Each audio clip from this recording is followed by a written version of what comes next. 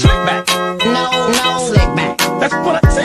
Slick back. No, nigga, I'm a pimp named Slick Back. Pimp named Slick Back. Pimp named, pimp named, pimp named Slick back. Nigga, are you deaf? I'm a pimp named Slick.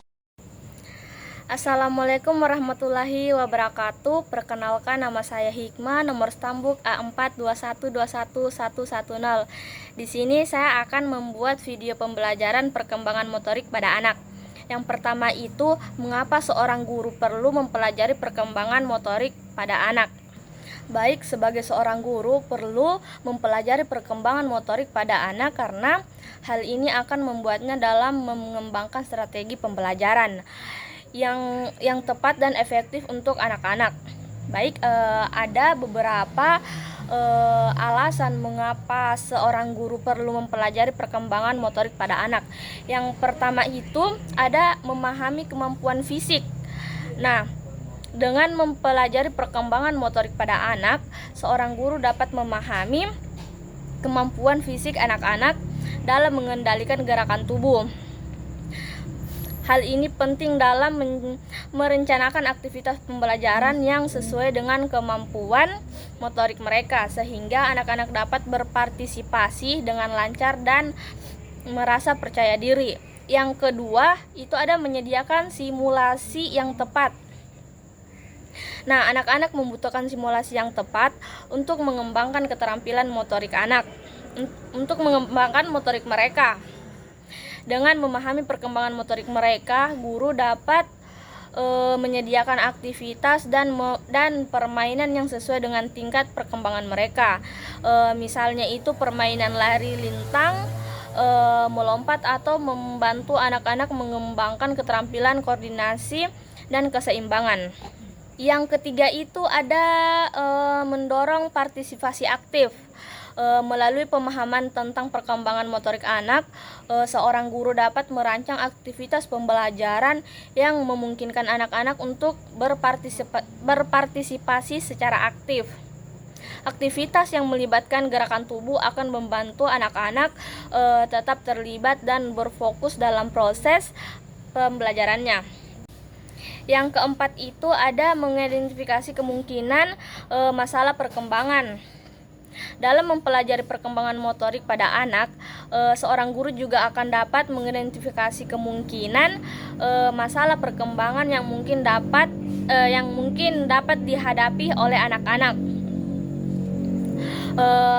Dengan mengetahui tanda-tanda dan gejala masalah perkembangan motorik, guru dapat bekerja sama dengan tim pendidikan dan orang tua untuk memperoleh bantuan dan intervensi yang diperlukan.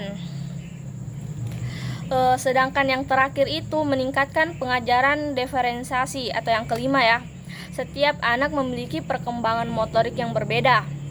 Dengan memahami perkembangan motorik anak-anak, seorang guru akan merencanakan pengajaran yang diferensi, yaitu sesuai dengan kebutuhan dan tingkat perkembangan masing-masing anak.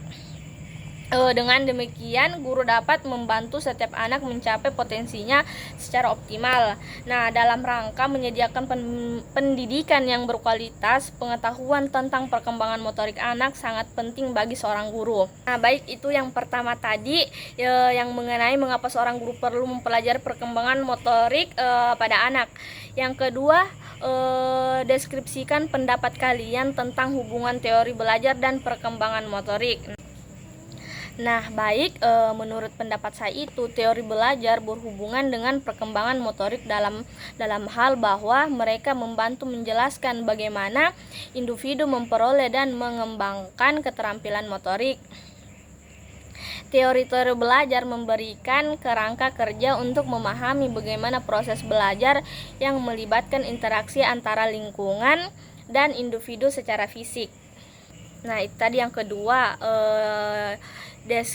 yang mengenai deskripsikan pendapat kalian tentang hubungan teori belajar dengan perkembangan motorik. Baik, yang ketiga itu sebutkan dan jelaskan 4 teori belajar. Nah, yang pertama itu adalah teori kognitif. Teori ini fokus pada proses informasi, pengorganisasian, dan memahami bagaimana orang mengatur dan mengelola pengetahuan mereka. Yang kedua itu adalah teori behavioristik. Teori ini menekankan pentingnya rangsangan eksternal dan respon perilaku terhadap pembelajaran. Ini melibatkan pembentukan dan kebiasaan melalui pengetahuan positif dan negatif. Yang ketiga itu ada teori humanistik. Teori ini menekankan pentingnya kebutuhan psikologis dan spiritual individu dalam memotivasi belajar. Ini berfokus pada pengembangan pribadi dan peningkatan kualitas hidup. Nah, itu tadi 4 teori belajar. Yang keempat itu ada mengapa kita memerlukan teori pada proses belajar dan pembelajaran. Nah, teori dalam proses belajar dan pembelajaran penting karena mereka memberikan kerangka kerja dan panduan untuk memahami dan menjelaskan bagaimana individu bekerja. Teori-teori ini membantu mengidentifikasikan faktor-faktor yang mempengaruhi pembelajaran, memprediksikan perilaku belajar, dan memberikan dasar untuk mengembangkan strategi dan metode pembelajaran yang efektif. Mereka juga membantu mengerahkan penelitian dan mengembangkan pendidikan, fasilitasi dan perbaikan program pembelajaran. Dengan memahami teori-teori belajar dan pembelajaran, kita dapat meningkatkan praktik pendidikan dan mendukung pertumbuhan dan perkembangan optimal individu. Nah, baik, itulah tadi perkembangan motorik pada anak. Sekian dari video pembelajaran dari saya. Assalamualaikum warahmatullahi wabarakatuh.